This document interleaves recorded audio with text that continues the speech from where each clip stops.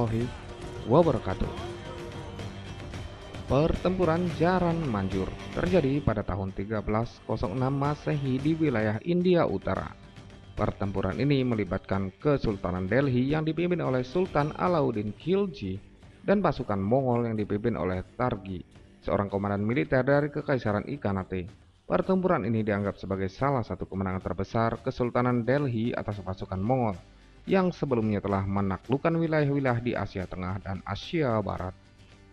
Pasukan Mongol telah menyerang wilayah India pada awal abad ke-13 di bawah pimpinan Genghis Khan dan kemudian oleh cucunya yaitu Hulagu Khan. Mereka menaklukkan banyak wilayah di Asia Tengah dan Timur Tengah termasuk bagian dari Kekaisaran Khawarizmia. Pada saat yang sama, Kesultanan Delhi sedang mengalami perebutan kekuasaan di antara para penguasa yang ambisius. Pada tahun 1295, pasukan Mongol melakukan serangan pertama ke wilayah Kesultanan Delhi dan mengepung kota Delhi. Tetapi mereka mengalami kegagalan dan mundur. Namun mereka kembali menyerang Kesultanan Delhi pada tahun 1299, kali ini di bawah pimpinan Kutluk Khawaja. Mereka menyerang kota Delhi dan beberapa wilayah di sekitarnya, tetapi mereka juga mengalami kekalahan dalam pertempuran. Pada tahun 1303, pasukan Mongol yang dipimpin oleh Tarmashirin Khan kembali menyerang Kesultanan Delhi dan mengepung kota Delhi selama beberapa bulan. Namun mereka juga mengalami kekalahan dalam pertempuran dan harus mundur dari wilayah India.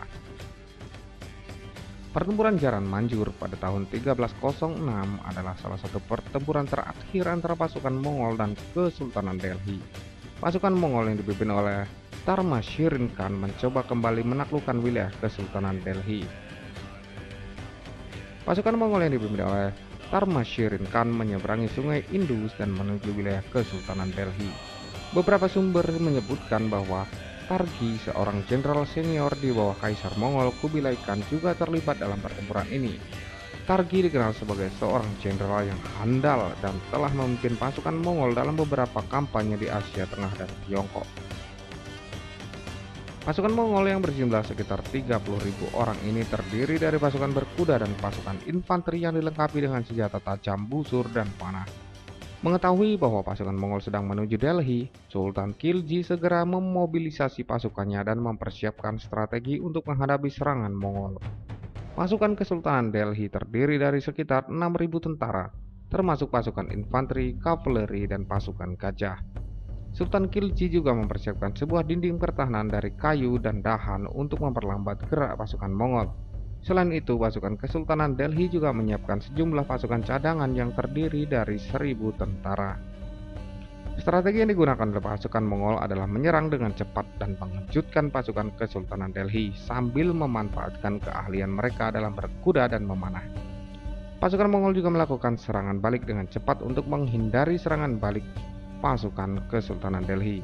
Sementara itu, strategi yang digunakan oleh pasukan Kesultanan Delhi adalah menghindari serangan frontal yang merugikan dan lebih fokus pada serangan dengan kavaleri yang lebih fleksibel dan dapat menyerang dengan cepat.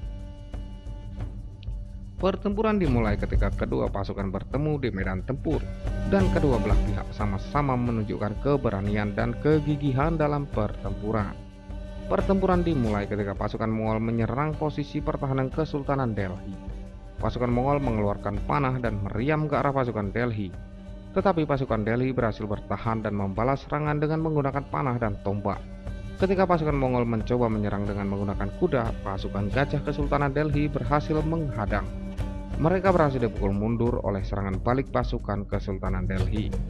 Pasukan infanteri Mongol kemudian mencoba menyerang pasukan infanteri Kesultanan Delhi, tapi mereka juga berhasil dipukul mundur oleh serangan balik pasukan Kesultanan Delhi yang melibatkan kavaleri mereka, yang lebih fleksibel dan cepat daripada pasukan infanteri Mongol untuk menyerang dan melemahkan barisan pasukan Mongol.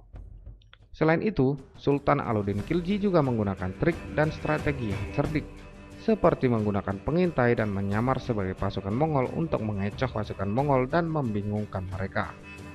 Dengan demikian, pasukan Kesultanan Delhi dapat memenangkan pertempuran setelah beberapa jam pertempuran dan pasukan Mongol akhirnya mundur dari wilayah India setelah itu.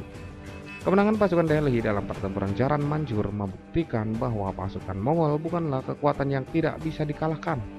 Selain itu, strategi yang digunakan oleh pasukan Delhi dalam pertempuran ini juga memberikan ide dan inspirasi bagi pasukan lain yang menghadapi pasukan Mongol di masa depan. Menurut sejarawan Mamluk, Jainuddin Barani, pasukan Kesultanan Delhi membawa para tawanan perang Mongol ke Delhi, di mana mereka diadili oleh Sultan Alauddin Khalji.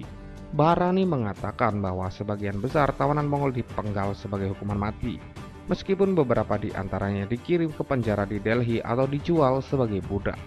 Namun catatan ini tidak sepenuhnya dapat dipercaya, karena Barani adalah seorang pengkritik Alauddin Khalji yang mungkin ingin mengekspos kekejaman Sultan terhadap para tawanan perang Mongol. Di sisi lain, beberapa sumber sejarah lain menunjukkan bahwa pasukan Kesultanan Delhi lebih memilih untuk membayar tebusan daripada membunuh para tawanan perang Mongol. Sumber sejarah lain menjelaskan bahwa banyak tentara Mongol yang berhasil ditangkap oleh pasukan Kesultanan Delhi. Nasib mereka kemudian bervariasi tergantung pada peran dan pangkat mereka di pasukan Mongol. Beberapa tentara Mongol yang ditangkap dan tidak memiliki pangkat tinggi kemungkinan dibebaskan dengan syarat mereka meninggalkan wilayah India dan tidak pernah kembali. Namun para pemimpin dan perwira tinggi pasukan Mongol yang ditangkap kemungkinan dieksekusi atau ditawan sebagai tawanan perang. Tarmashirin Khan sendiri dikabarkan berhasil melarikan diri dari medan perang dan kembali ke Persia, sehingga ia tidak ditangkap oleh pasukan Kesultanan Delhi. Kesultanan Delhi terus memperkuat pertahanan mereka dan meningkatkan kekuatan militernya, sehingga mampu melindungi wilayah mereka dari serangan asing. Selama masa pemerintahan Sultan Alauddin Khalji, Kesultanan Delhi juga berhasil memperluas wilayah mereka dan mengalahkan musuh-musuh mereka, termasuk suku-suku yang mendiami daerah sekitar. Nama pertempuran Jaran Manjur berasal dari sebuah legenda yang berkembang di masyarakat setempat. Menurut legenda tersebut, sebelum pertempuran terjadi, Sultan Alauddin Khalji bermimpi tentang seekor kuda berwarna putih yang dipercayai sebagai simbol kemenangan. Setelah bangun dari tidurnya, Sultan Alauddin Khalji mengambil keputusan untuk memimpin pasukannya dan berperang melawan pasukan Mongol. Ketika pertempuran dimulai, pasukan Kesultanan Delhi menyerang dengan gagah berani, sementara pasukan Mongol merespon dengan serangan balik yang ganas. Di tengah pertempuran, seekor kuda putih muncul di antara pasukan Kesultanan Delhi, yang menurut mereka merupakan kuda yang diimpikan oleh Sultan Alauddin Khalji. Kuda itu kemudian membawa pasukan Kesultanan Delhi pada kemenangan yang menentukan dalam pertempuran. Dalam bahasa Hindi, Jaran berarti kuda, dan Manjur berarti diterima atau diizinkan. Oleh karena itu, pertempuran tersebut kemudian diberi nama Jaran Manjur, karena legenda tentang kuda putih yang muncul di tengah-tengah pertempuran dan membantu pasukan Kesultanan Delhi meraih kemenangan. Namun harus dicatat bahwa legenda ini tidak terdokumentasi secara resmi dalam sumber-sumber sejarah dan mungkin hanya merupakan cerita rakyat lokal yang berkembang di wilayah tersebut.